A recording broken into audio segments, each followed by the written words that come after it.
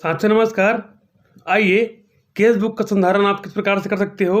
अभी वर्तमान में जैसे आपने ट्रांजैक्शन किया है उसके अनुसार आप कैसे केस बुक बनाएंगे, इसका एग्जांपल हम समझ लेते हैं। यदि आपने कभी केस बुक नहीं भरा है, आप पहली बार भर रहे हो, तो भी आपके लिए लाभदायक रहेगा।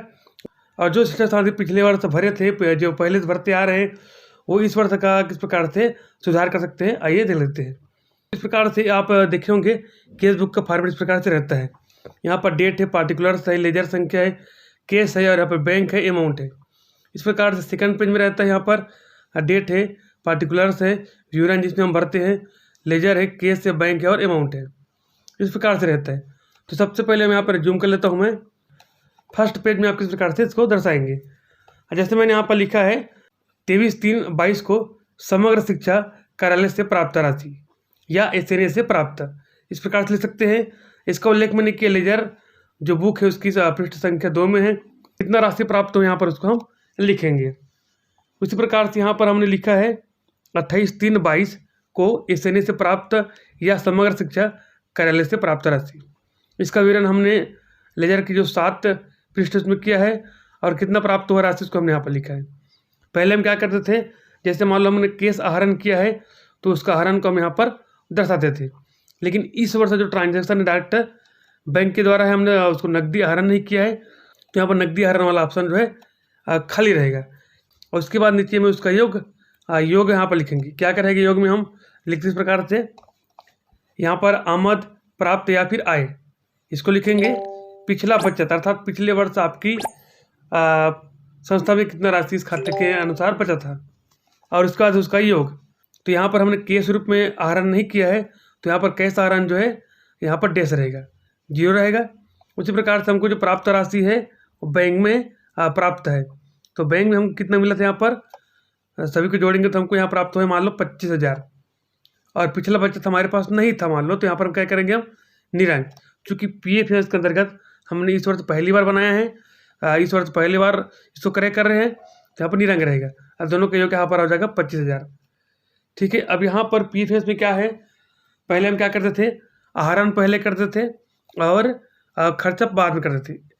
लेकिन इस बार जब हमने PF के माध्यम से किया है तो आपको खर्चा पहले बताना होगा, पहले का दिनांक रहेगा, उसके बाद में जो जमा राशि है वो उसका डेट बाद में रहेगा। तो इस प्रकार से आप जो फर्स्ट पेज को बना सकते हैं। आइए अब सेकंड पेज में आप किस प्रकार से भर सकते हैं इसको देख लेते हैं। सेकंड पेज में क्या रहेगा, यहाँ पर मान लो हमने यहाँ पर बनाया सेकंड पेज, तो यहाँ पर देखेंगे सबसे पहले यहाँ पर सबसे ऊपर फ्रंट में है कौन से महीने के अंतर्गत आप इसको बना रहे हैं, उसका यहाँ पर विवरण आपको दर्ज करना होगा। उसके बाद डेट है, जिस दिनांक को आपने ट्रांजेक्शन किया है, सामने वाले को भुगतान किया है, उसका यहाँ पर डेट रहेगा। फिर उसके बाद है पार्टिकुलर्स अर्थात विवरण, किसके संबंध में अपने राशि कौन कौन से मत का है उसको पहले लिखेंगे, और किस किस वेंडर को या फिर फर्म को दिए हो, दुकानदार को दिए हो, उसका यहाँ पर विवरण देंगे। उसके बाद यहाँ पर लेजर है, लेजर की किस पृष्ठ संख्या में आपने इसको दर्शाया उसको यहाँ पर लिखेंगे। फिर कैश और बैंक। अब कैश अर्थात यदि आपने नकदी रूप से आहरण करके खर्चा किया तो यहाँ पर आएगा, क्योंकि इस वर्ष हमने PF के माध्यम से इसको ट्रांजेक्शन किया है, तो यहाँ पर बैंक की क्या रहेगा, यहाँ पर PFMS, इस प्रकार से आप लिख सकते हो। और उसके अंतर्गत जितनी राशि यहाँ पर दर्शाते जाएंगे। जैसे हमने यहाँ पर एग्जाम्पल देख लेते हैं। यहाँ पर मान लो मैंने 23/3/22 को एक्स हार्डवेयर गरियाबंद को भुगतान किया, तो मैंने यहाँ पर लिख दिया एक्स हार्डवेयर गरियाबंद को देयक या भुगतान किया, और उसका वाउचर नंबर डालेंगे। आपके में वाउचर नंबर डालने का कॉलम है तो आप कॉलम में दर्शाएंगे, यदि नहीं है तो इस प्रकार से वाउचर नंबर लिख करके यहाँ पर उसका बिल क्रमांक डाल सकते हैं। ऊपर में आपको अनुदान का नाम इस पर लिखेंगे तो आपको सुविधा होगा। तो यहाँ पर जैसे मैंने साल अनुदान लिखा है, उसके अंतर्गत पृष्ठ नंबर यहाँ पर 2 में अंकित है, और रेट और उसका जो राशि कितना है मान लो 12,000 है। अब इस प्रकार से कई सारे लोग बनाते हैं, उसका योग यहाँ पर अमाउंट को इसमें लिख सकते हैं। जैसे यहाँ पर केस डैश है, केस नहीं है, 0 है, और बैंक में जो PF है उसमें 12,000 है, तो दोनों का योग कितना हो जाएगा यहाँ पर 12,000। ठीक उसी प्रकार से यहाँ पर मैंने लिखा वाई जनरल स्टोर गरियाबंद को दिया, भुगतान किया गया। VN वाउचर नंबर यहाँ पर है तो 2 लिखा है।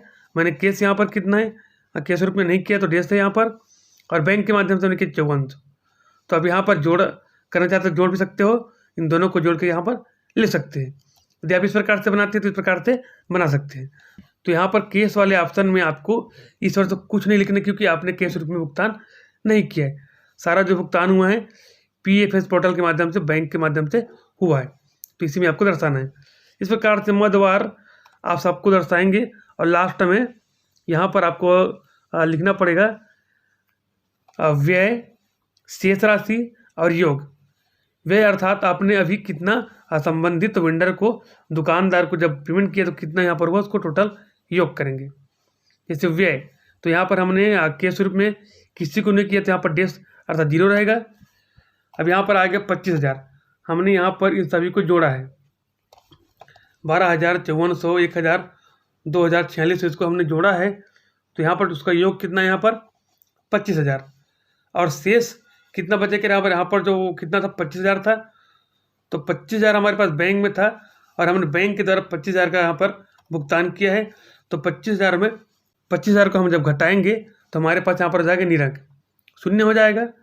और उसके बाद योग अर्थात दोनों के योग कितना हो जाएगा, यहाँ पर ये जो 25,000 है और यहाँ पर निरंक है, तो दोनों के योग हो जाएगा यहाँ पर 25,000। तो इस प्रकार से आपका जो है केसबुक बना सकते हो। पासबुक आपने एंट्री किया है उसके अनुसार से इसमें हमने डेट यहाँ पर डाला है, उसमें किस किस तारीख को भुगतान हुआ है उसके अनुसार से। तो इस बात यही है कि आपको यहाँ पर नकदी आहरण में यहाँ पर नहीं दर्शाना है। नकदी रूप में हमने यहाँ पर जो खरीदारी की है, पेमेंट किया तो नकदी नहीं किया है, तो यहाँ पर नकदी वाला जो ऑप्शन है, केस वाला जो ऑप्शन है, यहाँ पर क्या रह जाएगा, यहाँ पर निरंक रहेगा, 0 रहेगा। और बैंक वाला ऑप्शन भी इस बार से आपको दर्शाना है। अब बहुत सारे लोगों का यहाँ पर कहना था कि यहाँ पर जो है वेंडर जिसको आपने भुगतान किया उसके साथ में यहाँ पर आपको जो PPA नंबर है या फिर ट्रांजेक्शन नंबर है उसको डालना है।